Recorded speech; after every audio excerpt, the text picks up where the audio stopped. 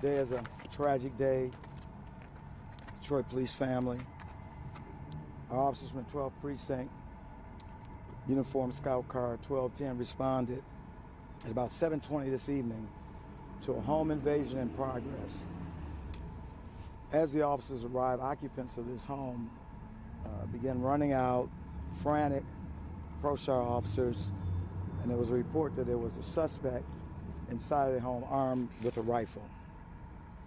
The officers put that additional information out over the air, and in doing so, additional officers arrived, and the second set of officers. The officers made entry into this home.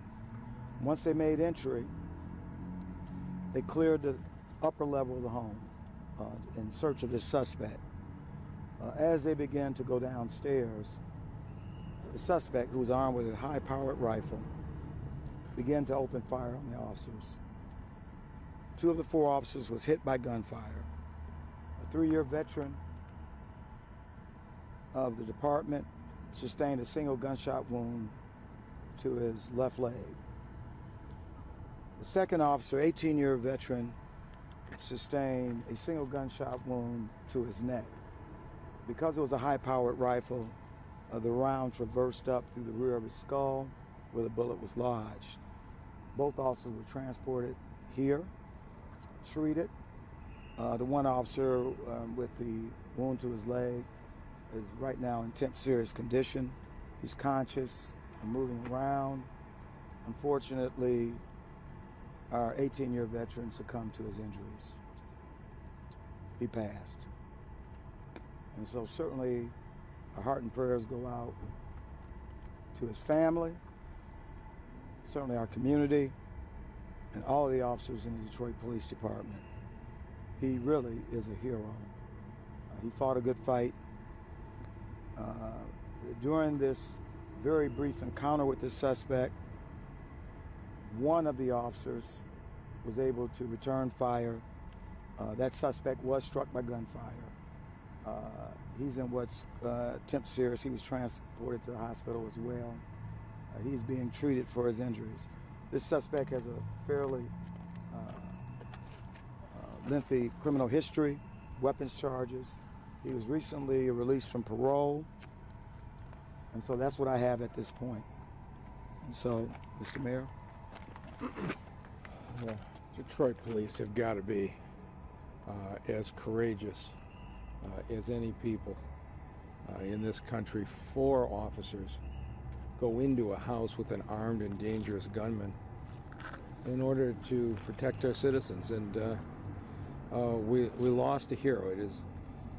These nights are the worst part of the job for the chief and me, and I think it's a night for Detroiters to reflect on what these police officers mean to us. They're just on a shift, and all of a sudden they're in a life and death situation, and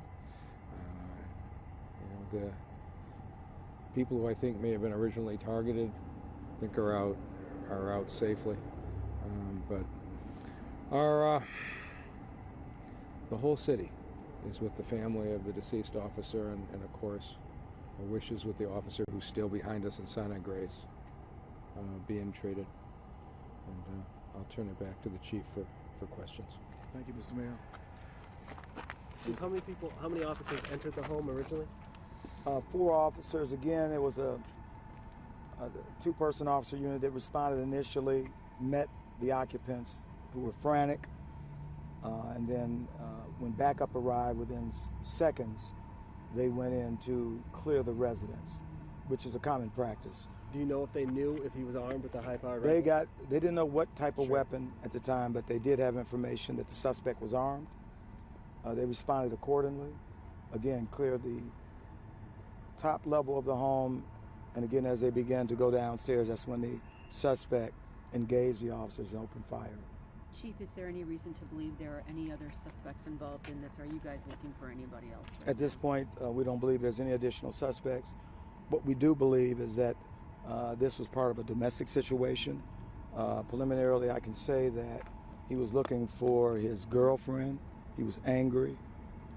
Not certain if that's her residence, but that's what we know right now in terms of why he was there and why he was acting in a threatening manner. After the suspect was hit, was he able to flee the scene at all and apprehended somewhere else? He did. He did after he was shot. We got the officers out.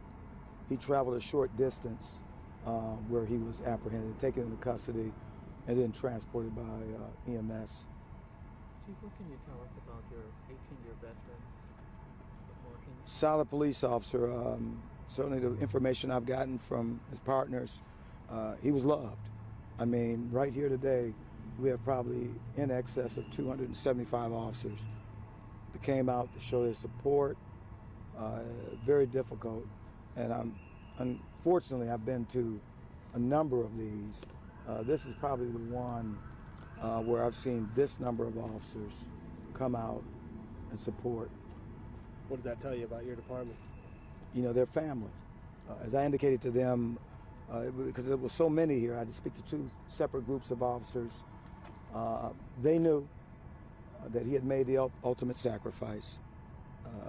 One of the most difficult things I have to do in this role is not only console the officers who have to go out tonight and continue to protect and serve this great city, but to also tell the spouse of this officer that he didn't make it.